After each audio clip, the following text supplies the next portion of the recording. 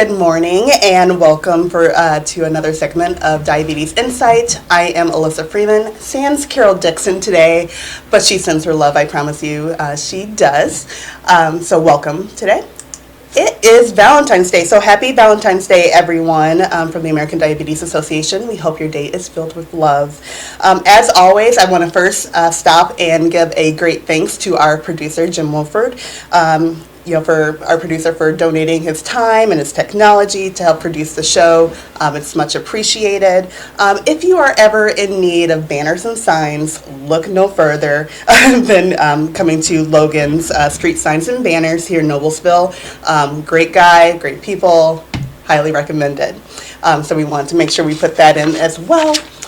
So before we move on, we have a great guest here, so I can't wait to introduce you to her. But I just want to also just make sure you know of some important dates that we have coming out for 2017 that we talked about in our last segment last month.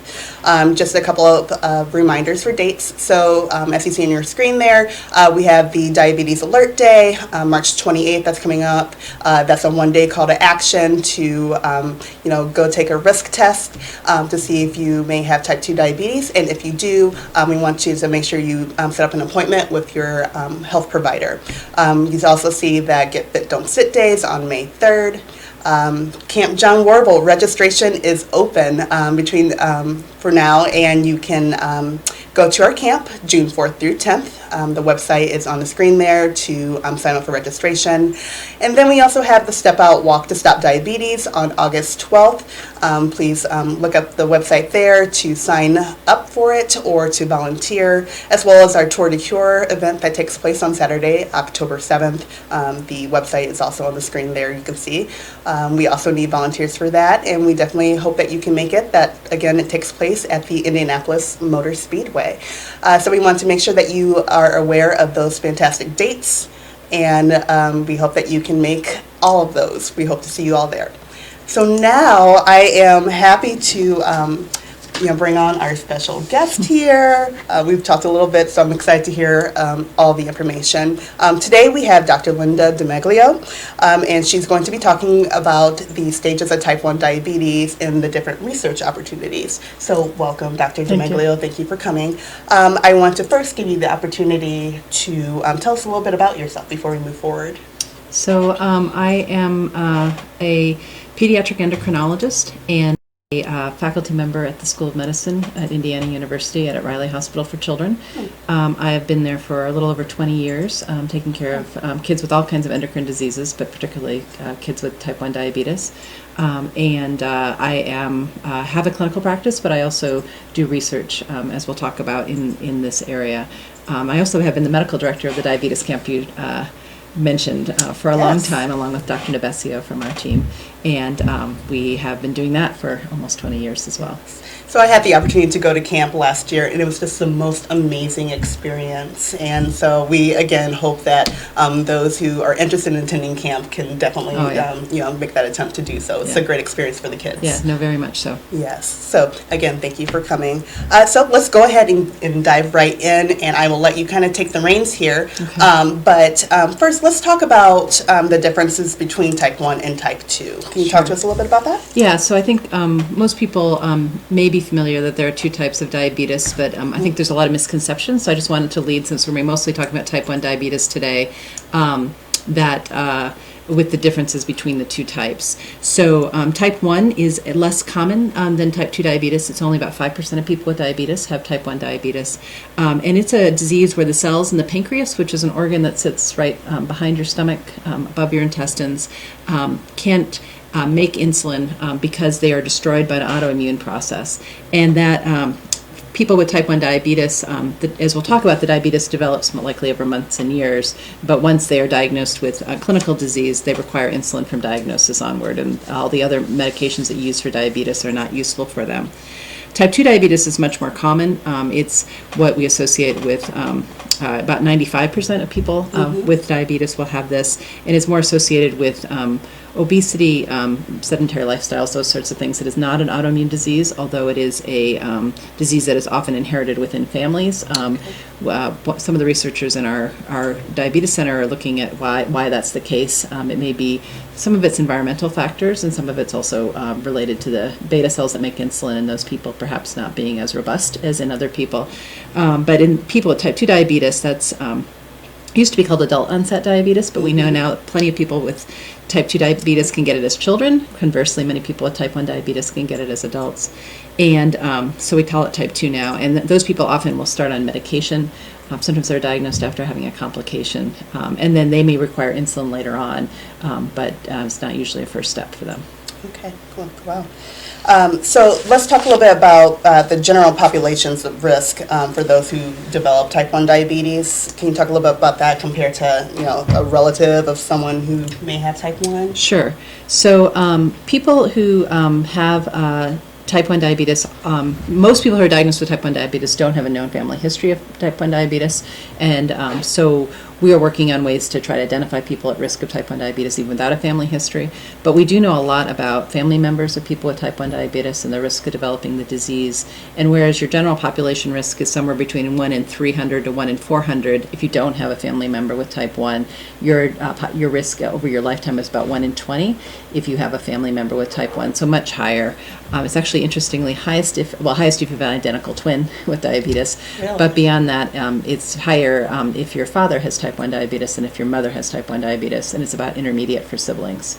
Oh, so I did not know that. I was going to ask you, why do I want to know if I'm at risk or if my child's at risk? But yeah, oh wow. Okay, let's go ahead and dive straight in because I'm really excited to learn a little bit more about this path. Sure. So what I'm going to be talking to you today is a little bit about how people develop type 1 diabetes and what we know about it. So this slide shows that the diabetes is a disease that progresses in distinct stages, but it always starts on the left-hand side of the slide with genetic risk.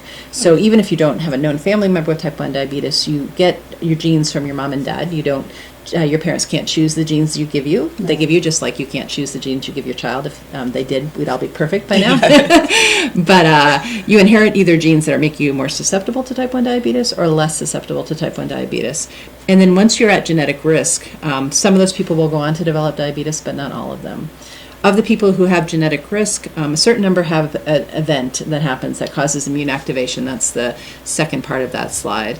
And with that event, it can be, in some cases, it may be a cold that they get. In some cases, it may be exposure to something in the environment. There's been research around, appropriate exposure to cow's milk, protein early in life. But I think that event that causes immune activation probably differs a little bit from person to person, even within the same family.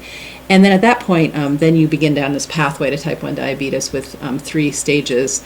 And this, talking about the staging, which is what we'll do over the next few minutes, talks about how type 1 diabetes progresses from somebody who's at risk to somebody who has an immune system that's activated to somebody who goes on to develop high blood sugars and actual disease. Wow, okay. So as we're going into the next screen, we're kind of talking about screenings a little bit. And I want to find out, where can someone at risk be screened? Would they need to come to Riley Hospital in order to be screened, or how does that usually work? So screening for diabetes is related to, we look for autoantibodies, as I'll talk about, which are a marker of the development of disease. And we are actively screening people who are family members of people that already have type 1 diabetes in their family for risk. And we do that either by having people come to our clinics at Riley or through our research program at Riley, or people can actually get we can talk to people over the phone, get consent to send them information and send them materials, and they can do a test kit at home, bring it to a local lab and get it there, closer to their home, I should say. Or they can go online, fill out a consent form, and then have a kit sent to them as well. So there's a number of different ways to do it. Does it cost to have a screening? It does not cost anything to be screened, and and it's completely confidential as well. I think that's really important to people to know that Yes. nobody will see the results of that screening other than them and then any health provider that they want to show the results to. Okay, that's fantastic. Okay, so let's go ahead and dive into stage 1 here, and you can Sure. kind of So we talk to us a think, little bit more. so in general, when people talk about a diagnosis of diabetes, they talk about it happening at the time when your blood sugars are already high and you have kind of more clinical disease. But there's been a reshifting of the paradigm now based upon information we know, based upon family members who are at risk of type 1 diabetes. And what this slide here shows was that actually we feel like the start of type 1 diabetes is earlier in disease, before the blood sugars are abnormal. But after that period of immune activation, when beta cells are lost and you're still able to maintain your blood sugar because you have enough of the beta cells that make insulin, but over time those beta cells are being attacked. Those antibodies, which are the little Ys that you see in the upper right hand corner of the slide, are the antibodies that are present. And these people at this point don't have symptoms, and they can be detected through screening, but we know now that these people are, over their lifetimes, going to get type 1 diabetes. Once you already have antibodies and you're starting to lose beta cells, you can diagnose it much earlier than it could have been diagnosed before. Wow. So the next slide that you have, I did have a question about that. I'll let you go ahead and start talking about it, but I definitely had a question about it. Keeps going. There you go. Go that way. Okay. All right, perfect. So, so what is the advantage of prolonging that honeymoon phase if eventually the majority of the beta cells are going to be destroyed? So we know that the longer you have some residual beta cells that are continuing to make insulin, both prior to diagnosis, it can take you that much longer before you develop high enough blood sugars that you need to take insulin. And after diagnosis, if you can preserve some of the beta cells that are present, then you can have fewer high blood sugars, fewer low blood sugars, and you can have a lower likelihood of complications of the disease. So there have been a lot of studies done on people who've had type 1 diabetes over many, many years, and some of those people, even though they've had type 1 diabetes for many, many years, as I'll show you, those beta cells are lost over time in that case. Some people continue to have some of their own insulin production. It's really a very important buffer for them. And makes the disease still a very difficult disease to manage. It makes it somewhat easier to manage than somebody who is left with no residual insulin production. Okay. So let's go ahead and move into stage 2. Okay, so now this is somebody who already has the antibodies. You can see that they're present here, but those beta cells, which in the last slide were nice and bright, or I guess dark blue in that case, and more robust. There were more of them there. They looked healthier. Here you can see some of them are starting to fade out. And these people continue to have normal blood sugars, but but over this time they're starting to lose beta cell mass. Right now, the only way to detect that this process is happening is through screening, and we do testing of people at risk of diabetes, and we give them what's called a mixed meal tolerance test. So they drink Boost, which is a milkshake you can buy in the store, a nutritional supplement, and we measure their body's ability to produce insulin. Actually, I take it back. Initially, we do it with like a glucose tolerance test before diagnosis. After diagnosis, we do it with Boost. But the same glucose tolerance test basically when pregnant women have, where they drink that nasty orange cola, although we have other flavors. But and based upon that, then we will look at the insulin production and what's called the C-peptide production, which is the body's production of its own insulin over time. And we can tell over time as we follow people who are at risk that ability to maintain the blood sugar in the normal range and make enough insulin goes down over time, even prior to clinical diagnosis. Wow. Okay. And then there's stage 3, the clinical diagnosis. Can you help me get that to go forward? Oh, yeah, absolutely. The left. It did kind of jump a little bit, didn't it? There you go. Oh, next one. There you go. There Thank we go. you. All right, perfect. I don't know why I think, you know what, because I'm a lefty and I'm used to having these. So the stage 3 then is now you can see these beta cells, some of them are missing altogether. Yeah. They're less dark blue cells. And this is the time at which you have a clinical diagnosis of type 1 diabetes. This is the time that people are usually consider themselves as having diagnosed by type 1, but like I said, through screening we can find the process much earlier. And at this point the blood sugars are high, and this is a sign of a person that needs to taking insulin, basically. Wow, okay. So then let's move on to the next slides because we can kind of see the entire picture at this point, which is, let's see if we can. Thank you. Perfect. Yeah. So we can kind of see the bigger picture now of how it kind of progresses. So let's kind of do a recap. Yeah, we could do an overview. So on the left-hand side of the slide, you see the genetic risk of diabetes at the starting point. As we talked about, your risk if you have a relative with type 1 diabetes is about 15 times higher than the general population, so about a 1 in 20 risk as opposed to a 1 in 300 risk. And then there's an immune activation with the trigger event that starts these autoantibodies. Then stage 1 is the point at which you have multiple autoantibodies, and over time you're going to develop type 1, but you wouldn't know about it unless you had had screening.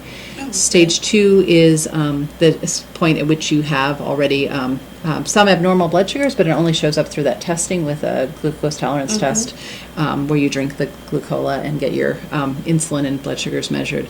And the third stage is kind of where you think about as typical diagnosis of type 1. One of the other advantages of detecting diabetes early, besides, like we talked about, the ability to potentially hang on to more of the beta cells, is that you can also avoid being very sick at the time of diagnosis. So many children, particularly young children and teenagers at the time of diagnosis, are quite ill in what we call diabetic ketoacidosis. They end up in the intensive care unit. They need intensive fluid resuscitation. I heard about a child this last week that had died in a similar condition, not here in Indiana, but in another state. And so there are, it can be very life-threatening to be diagnosed at that point, but if you know early and you can anticipate early, we know that the research shows that those kids are much more likely to be diagnosed much early in the course of the disease. It gives the family a chance to prepare and the child a chance to get good treatment, which is good. So, I want to ask a couple more questions to kind of recap what we just learned today, because there's a lot of great information, you know. So if I am screened and I'm found to have antibodies, what do I need to do? You can then potentially enroll in a second study. So basically we do the screening initially, and if we find you have antibodies, then we encourage families to enroll in, or encourage people with type 1 diabetes, or with antibodies, not yet type 1 diabetes, but people with antibodies, to come into what we call monitoring, and we do serial testing about, depending on risk, either once a year or every 6 months in those people, to look at them and look at the rate at which they're developing diabetes. Depending too on what their risk is and kind of the timing, what's available. We often have prevention studies that we're enrolling into. We just completed enrollment into 2 studies using oral insulin as a way to prevent type 1 diabetes in people at risk.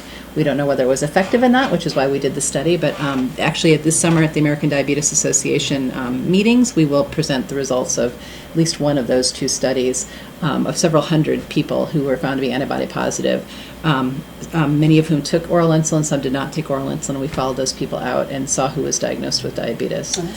We also have other studies that we're doing in people who have different antibody profiles, including taking drugs that are used for other diseases, such as psoriasis and rheumatoid arthritis, and trying them in people with type 1 diabetes to see if we can block the immune response to the disease and prolong the time to development of type 1 diabetes. Wow, that's really interesting. So then if I had 2 or more antibodies, will I eventually develop type 1? Yes, so the feeling is that everybody who has 2 antibodies, or if you live long enough, you will develop type 1. Depending on, and one of the reasons that we invite people that are antibody positive come back for more screening is we can then tell people that they either have anywhere between a 30 to 7, or sometimes as low as 5 if you have a single antibody, a 5% 5-year risk, meaning that over the next 5 years, 5% of people with those antibodies will develop the disease. Some of the things that we do, we know that the 5-year risk can be as high as 70%, and that's kind of if you're in that stage 2 of diabetes, where you have some abnormal blood sugars, but you don't yet have clinical disease. Those people are very high risk of developing diabetes over a short period of time. And so you kind of alluded to some of the new studies that are coming about, but is there anything else on the horizon for those with type 1? So there are, and I'll let you do that. Oh, sure. To go forward. That's perfect. There we go. So we've talked already about screening people at increased risk of type 1 diabetes. We talked a little bit about some of the prevention studies that we have. We also do studies in people with new onset disease. So we have participants coming in all the time to do a variety of studies, again, designed to preserve beta cell mass in people who are recently diagnosed with type 1 diabetes. This can include studies of some of these same drugs that then get moved backward into prevention studies. So some of the drugs for rheumatoid arthritis or psoriasis can then move backward if they're found to be effective in a new onset population. We also are doing a study where we are removing T cells, so the cells that modulate the immune response from people, and then actually they get sent off to California from here in Indiana, and in California they take out the bad T cells and grow up the better T cells, which is called the regulatory T cells, and then we send them back to Indiana and we give them back to people, and we're looking at whether that makes a difference into the immune response. And we are also doing some studies that are of other drugs that have been used in cancer prevention and also in cancer chemotherapy to see if we can make the beta cells that make insulin healthier, because we know that those cells, even months and years prior to diagnosis, not only are there fewer in number and we can measure the rate at which they're dying off over time, but those beta cells are also not very healthy. The system in them that has them make insulin gets kind of gunked up over time. It's called endoplasmic reticulum stress. The cells are stressed out. They're making abnormally folded insulin, and we're trying another drug to see if it can make a difference and make the beta cells that are remaining more healthy, basically. So we are always doing studies in children. Right now we're doing studies in children down to the age of 6 all the way up to adults into their 40s to try those approaches, with the idea then a lot of those things can move backward into those earlier stages of type 1 to try to prevent overt disease. And then we're doing some new technology studies and some new medication studies also at Riley. These include studies of continuous glucose monitoring. We are poised to do some studies using the hybrid closed loop, which is a step toward an artificial pancreas. Okay. And we are also do studies of new medications, including new types of glucagon, which is important for treatment of low blood sugar, as well as new insulins. So we have a whole panel of programs for everybody, from before you develop disease, if you're a relative, all the way through people with well-established disease. Good work. Wow, that's amazing. That's really amazing. So someone online or maybe has a question and they want to be able to get a hold of you guys. What's the best recourse for that? So we have, we'll show you here our team. So we have a great team of nurses, research coordinators, and physicians and technician that we work with, and we have shown you our phone number, so you can always call if you want additional information or email us. There's also information that the research studies that I was talking about are done through something called Type 1 Diabetes TrialNet, so it's TrialNet. So if you go online, you can look for TrialNet as well and get more information about the various studies that we're engaged in as far as prevention, and some of the new onset studies are there. But really the easiest thing to do is email or call us if you want more information. And we also keep a database of people that are interested in research studies related to type 1. There are also researchers at Riley that are doing research around type 2 diabetes in kids, and some adult endocrinologists doing research in type 2. So there is a link on the IU website to other trials, and you can always go out to a great resource for people too is to go to the clinicaltrials.gov website. It has information on all different research studies and all different diseases, including the locations and some of the criteria for enrolling. That's amazing. Well, I think I've learned a lot here today, so thank you so much, Dr. DiMeglio, for your help and getting us this information and joining us today. You're welcome. So now, guys, we've reached that point where it's the end of the show, but now it is your turn. Show us some love by following us on our various social media sites that we have. It'll be on the screen in a second. There we go. So we have Facebook, we have Twitter, we have Instagram. Feel free to follow us. And if you have any questions, please feel free to leave us questions. Give us a call in the office. And if you want us to talk about a certain topic that you really want to know about, let us know.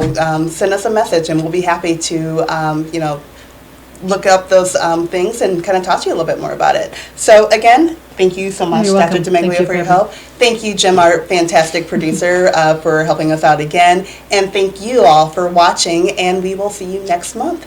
Have a good one.